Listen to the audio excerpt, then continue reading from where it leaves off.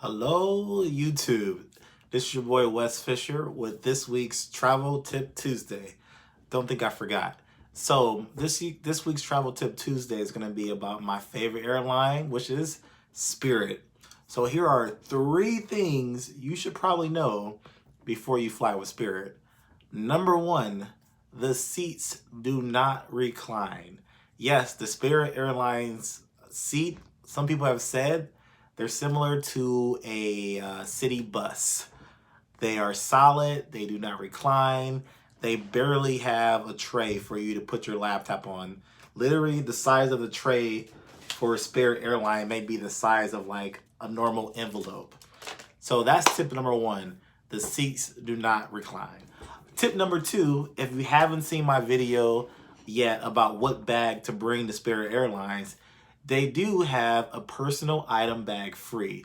The personal item bag is smaller than a carry-on, but it fits underneath the seat in front of you, and you can travel for 3, 4, 5 days easily with the personal item bag that I recommend. So definitely travel with a personal item bag. You don't need to check a bag. You don't need to buy the carry-on. It's really not worth the price for buying the carry-on. Or you can just maybe check one bag and then bring your personal item bag, whatever you want to do. All right, tip number 3. Now, this might be easier to show you than to tell you, but hopefully you can kind of understand this. When you're booking trips for Spirit Airlines, there's 2 ways to get cheap flights that I use.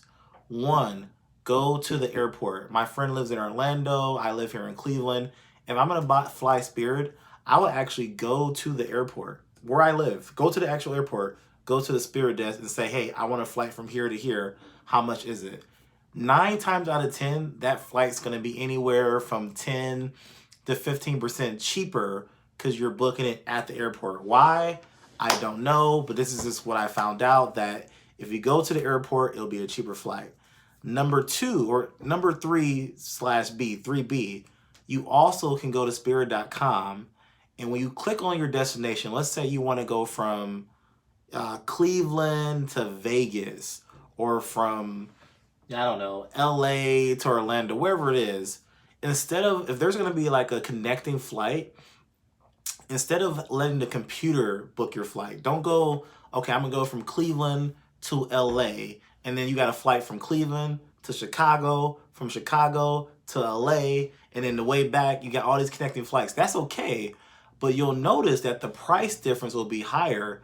If you go on Spirit, there's an option, I can't think of the name of it right now, but if you go on Spirit, you can pick your flights yourself. So you could book a flight from Cleveland to Chicago, one way, then book a one-way flight from Chicago to LA, and then do the same thing going back. 9 times out of 10, it's going to be cheaper. Now, that last tip only works if you're flying with a personal item bag. If you're flying with a check bag, you can still do it, but then your bag could end up somewhere else and not be kind of like where you want it to be. But if you're flying personal item bag, book your routes separately. Book a ticket from one place to the next place.